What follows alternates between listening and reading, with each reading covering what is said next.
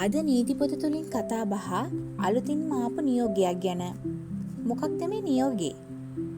අපේ රටේ පවතින නීති අනුව අවුරුදු 18ට වැඩි සියලුම දෙනාට ටින් අංකයක් ලබා ගන්න අත්‍යවශ්‍ය වෙනවා. මේක අනිවාර්ය කරලා තියෙනවා. මේ ටින් අංකය ලබා ගැනීම යම් යම් ආර්ථික කරුණු කිහිපයකට බද්ධ කරලා තියෙනවා. මොනවාද මේ බද්ධ කරලා තියෙන කරුණු? කවුරුන් හරි කෙනෙක් බැංකු ගිණුමක් ආරම්භ කරනවා නම් ඒ කෙනාට ටින් සහතිකයක් අවශ්‍ය වෙනවා. ඒ වගේම තමයි වාහනයක් ලියාපදිංචි කරනවා නම් ඒ කෙනෙකුට ටින් අංකයක් අවශ්‍ය වෙනවා. තවත් කාරණයක් තමයි ගොඩනැගිලි සැලසුමක් අනුමත කරගන්න යනවා නම් ඒ කෙනාට ටින් අංකයක් අත්‍යවශ්‍ය වෙනවා. මේ වගේ කරුණු රැසකට දැන් ටින් අංකය අනිවාර්යයි. මොකක්ද එතකොට මේ ළඟදී ආපු අලුත් නියෝගය? ඒ තමයි ඔබේ වාහනේ ලයිසන් එක අලුත් කරගන්න යනවා නම් දැන් ටින් අංකය අත්‍යවශ්‍ය වෙනවා.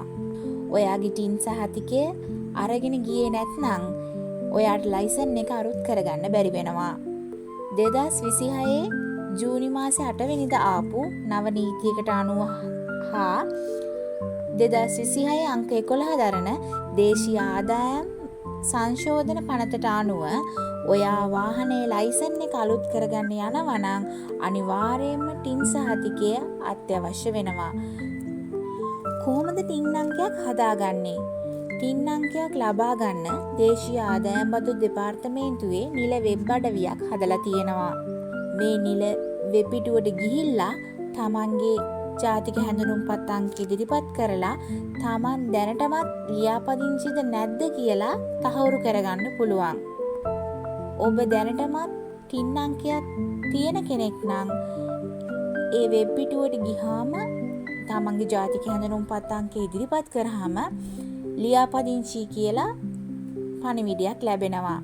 ඔබ දැනටමත් ලියාපදිංචි නම් ඔබට ළඟම තියෙන ප්‍රාදේශීය ලේකම් කාර්යාලයට ගිහිල්ලා පිටපතක් ලබා ගැනීමේ හැකියාවක් තියෙනවා.